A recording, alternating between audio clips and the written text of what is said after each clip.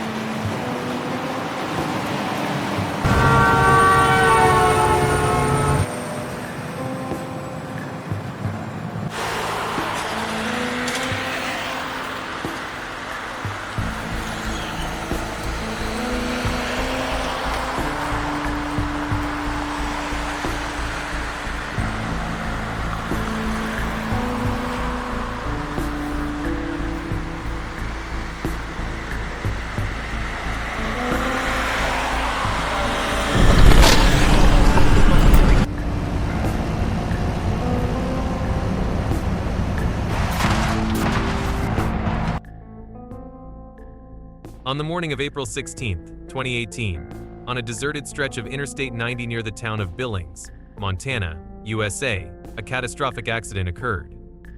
John Williams, the 39-year-old driver of a Toyota Alphard minibus, lost control on the snowy road and veered into the opposite lane, colliding head-on with the Renault truck driven by Mike Thompson. The force of the impact caused the minibus to be thrown into the path of another truck driven by Paul Johnson. John Williams and his 12-year-old son Michael died instantly. John's 15-year-old daughter Emily passed away in the hospital. John's wife Sarah and their 10-year-old son David are in critical condition in the intensive care unit.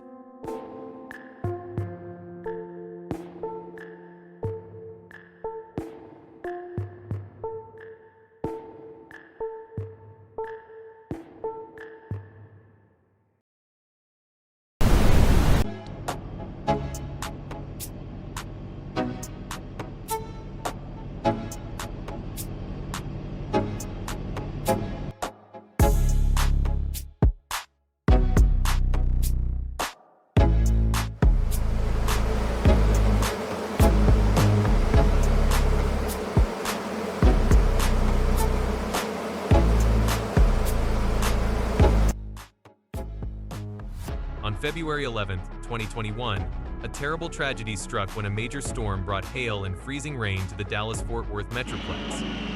The horrific accident occurred around 6:30 a.m., involving 133 vehicles, including a FedEx truck and more than a dozen 18-wheelers.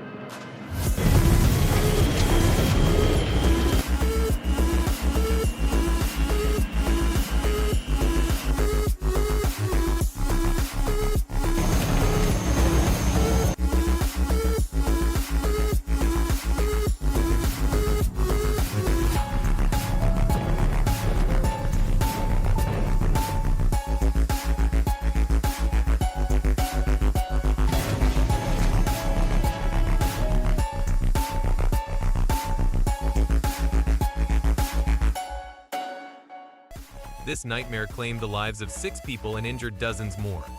Images and videos from the scene depicted the terrifying sight of the FedEx 18-wheeler losing control on a slope, crashing into a barrier, and then plowing into numerous other vehicles. The impact's force crushed one car and overturned 2 others. Subsequently, a chain reaction ensued as countless cars, pickup trucks, and 18-wheelers couldn't avoid crashing into the FedEx truck and each other, creating a chaotic pileup.